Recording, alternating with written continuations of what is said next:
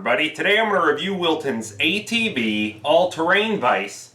And this is one that's designed not only to be installed on the back of your vehicle, but also in any 2-inch receiver hitch. Now what's nice about that is the fact that they do have a bracket that's included with this. What you can actually do is bench mount it. So you could use the same vise on your bench or the back of your vehicle, and all you need to do is just remove the standard receiver pin to change between the two.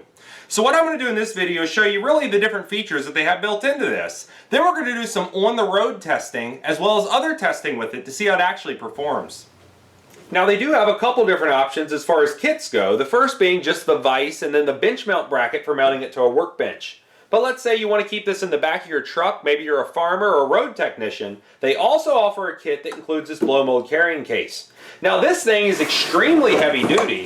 The latches on it click real nice, and you can see that it is a two-piece design. So nothing on this should wear out quickly over time, and as long as you don't abuse it, this should hold up for the life of the actual vise. Now inside we see the vise, the bench mount bracket, as well as the hitch receiver pin that will connect this to either the back of your vehicle or that bench mount bracket. Now if you are going to leave this, let's say on the back of your car all day and then go into Lowe's as well as different restaurants, you really should upgrade this hitch pin to a locking version with a key. That way somebody doesn't pull this out and then walk away with your vise when you're not near your vehicle. Now because Wilton designed the ATV vise not only to be used on the back of a vehicle, but also in the workshop or the garage, they did include the mounting bracket that you're going to need to secure everything along with the vise. Now the nice thing about this is the fact that we can bolt this directly to the surface of the workbench. And then when we're not using the vise, the only thing that's going to be left here is the mounting bracket. So that takes up a lot less room and nothing's going to be hanging over the edge for you to run into. So what we'll do now is go ahead and mark the 4 different holes that we need to drill. And then using the large grade 8 bolts, we're going to secure everything.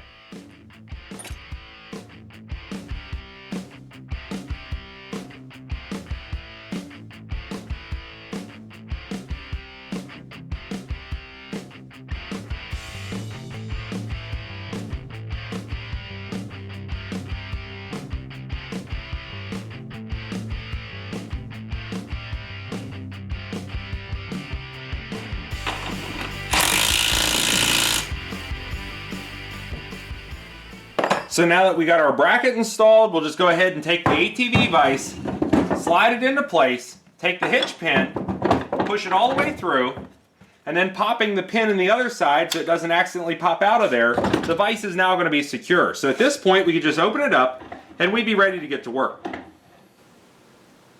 To go over the different specs of the vise, the jaw width is coming in at 6 inches. The throat depth, meaning the top of the jaws all the way to the bottom down here, is 5 inches. And then the maximum opening is coming in at 5 3/4 of an inch.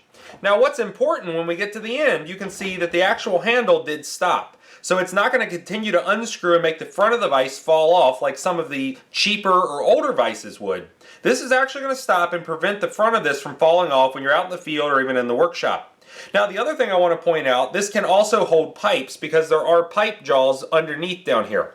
With both of the steel jaws installed, the pipe range that you're looking at is 3/4 pipe all the way up to 3-inch pipe. But if you do remove one of these, the jaws can then close further, and then that increases your range to a 1/2 inch up to 3-inch pipe. So just keep that in mind. If you do work with smaller pipe, just by simply removing one of the jaws, you are going to increase that capacity. Now the other thing to point out, because the jaws are steel, that means that they would be magnetic. So what we can do is just take some jaw inserts with magnets on the back. We can slide those right in place, they're going to be locked on, and then we would be able to clamp on to, let's say, some finer material or some material that might be easily damaged. And this plastic jaws are not going to mar the surface like the steel jaws would. So now that we got everything secure, it would be nothing to clamp a piece of pipe in here and go ahead and cut that off with a bandsaw.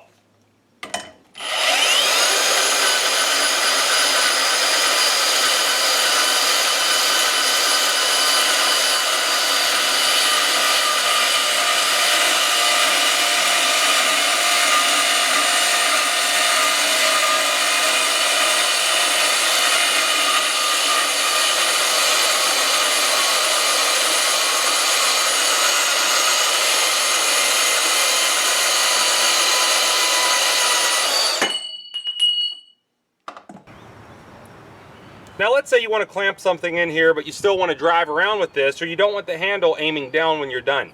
So what I'll actually do is take this large piece of rebar, go ahead, clamp it down in the vise, and you can see at this point, when everything's locked down tight, the handle is going to be aiming directly at the ground.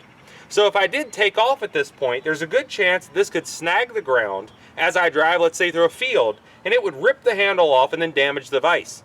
Now they did think ahead with this, and you can actually rotate this handle after everything's locked down simply by grabbing onto it, pulling out, and then rotating. So you can see you can line it back up with the top. It's going to be completely out of the way. Everything's still going to be locked down, and you didn't have to loosen or tighten anything in order to do this. Because this is a spring-loaded handle, you can rotate that very easily simply by pulling it out and then moving it. To do an on-the-road test, what I'm going to do is go ahead and put this in the trailer hitch. Then I'm going to attach a GoPro camera above it, and you'll be able to see a first-hand view as to how this actually rides when we're going down the road.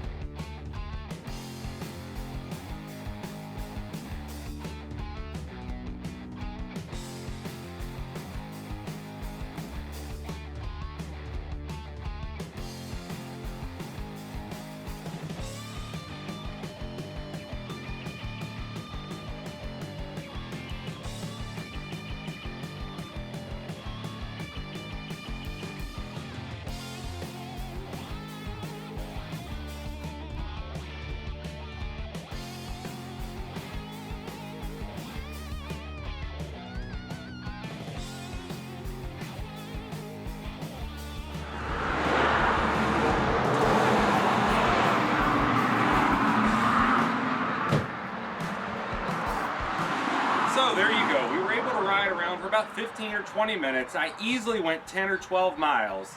I had the windows down the entire time, and I also alternated between a faster road like this that I was going about 45 or 50 miles an hour on, as well as some in-town driving that I was going 15 to 20 miles an hour. Now the whole time I did have all the windows down, I could not hear the vise rattling around in the hitch, and I did no adjustments beforehand. So it really did do a good job being held in place. And all we need to do to remove it is just pull that pin out, grab the hitch, and now we can go ahead and walk back in and bench mount this and start using it in the shop. So now you've seen Wilton's ATV all-terrain vise for yourself. And whether it was riding around on the back of the vehicle or on the bench, it did a great job at holding everything. And what I want to point out, let's say you do have a little problem with it being somewhat loose in your particular receiver, those set screws are very easy to adjust to ensure a very tight fit. Now this does have a lifetime warranty on it through Wilton against manufacturer defects, so if you ever do have a problem with it, and it's not an abuse situation, they will fix that for you free of charge. If you like this video, please click like. If you like my channel, please click subscribe. And thanks for watching.